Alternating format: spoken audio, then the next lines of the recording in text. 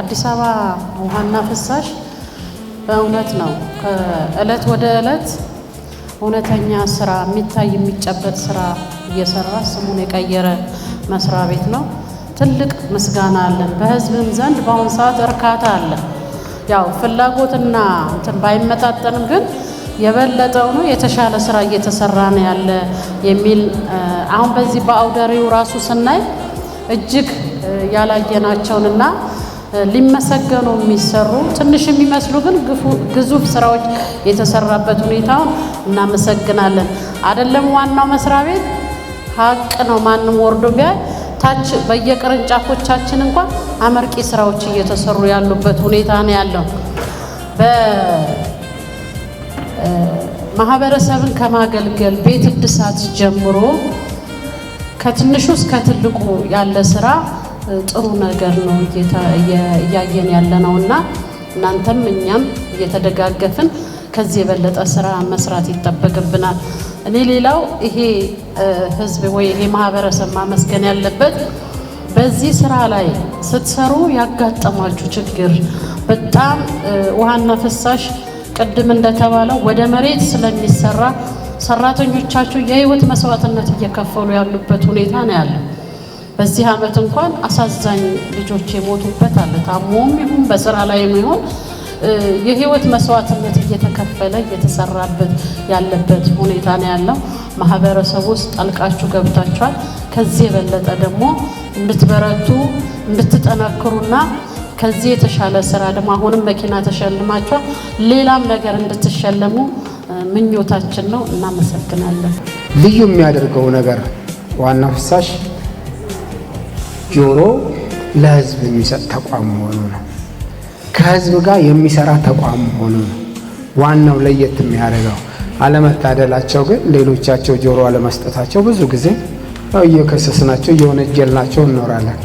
ድሮ ከዛሬ 10 ወይ ደግሞ 15 ዓመት በፊት ዋና ፍሳሽን ከመከሰት ውስጥ አንዱ እኔ ነበርኩ።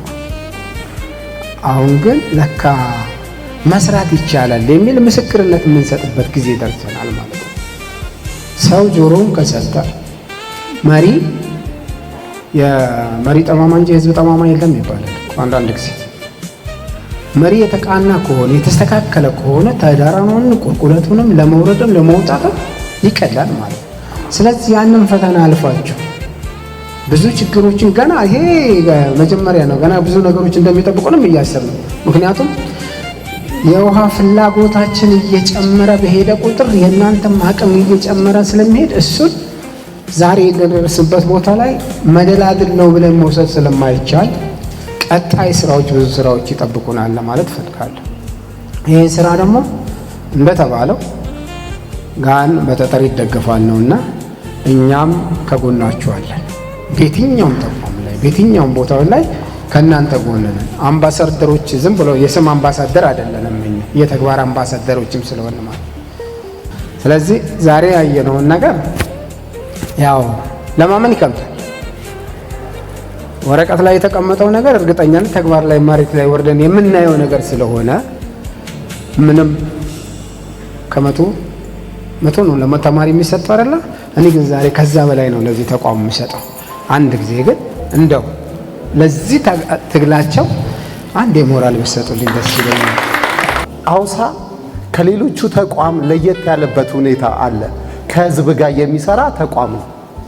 ህዝብን እኔ አብዛኛውን ጊዜ እንደ መከኒሳ ቅርንጫፍ አውሳ ላይ ተሳታፊ ሲሆን የህዝብ ፍቅርን እንድማርበት ያደረገ ነው። አውሳ ከተለያዩ ክፍለ ከተሞች ጋር ኮሚኒኬሽን እዚህ ራሱ እንደ ከተማ ስመጣ ብዙ በአይኔ ማቃቸው አባቶች፣ እናቶች፣ እህቶች፣ ወንድሞች ያገኘውበት ነው። አውሳ ብዙ ስራዎችን የሰራ ተቋም ነው።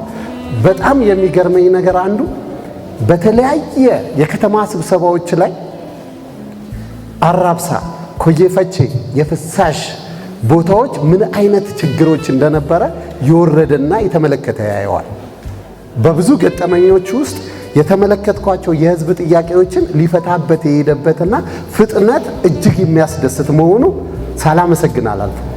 ለምሳሌ ያህል በአንድ ጣት አይጨበጨብም። በህብረት የተሰራው ስራ በጣም የሚያስመሰግን ነው። የአውሳ ስራዎች በአጠቃላይ ስንመለከታቸው ህንፃዎች አይደሉም፣ ታት ናቸው፣ እታች ናቸው። ነገር ግን ህይወት ውሃ ህይወት ነው። ከተማችን ብዙ የምትፈልገው ነገር አለ። የከተማችን ብዙ ጥያቄዎች አሉ።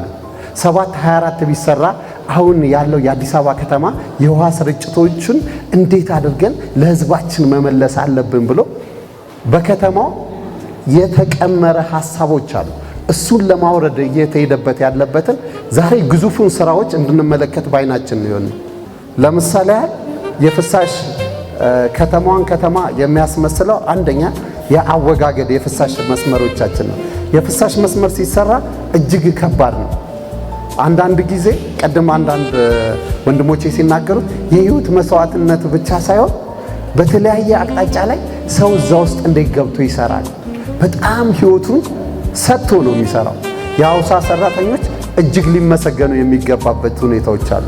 በተለያየ አቅጣጫዎች ላይ በጣም ሳላመሰግንም አላልፈው እያንዳንዱ ኮሚኒኬሽን ሂደታቸው 906 እንኳን አንስተው ምላሽ የሚሰጡበት መንገድ እጅግ የኛው ብራንች ብቻ ቦታው ሲነገራቸው መልእክት አድራሽነታቸው ፈጣን ናቸው።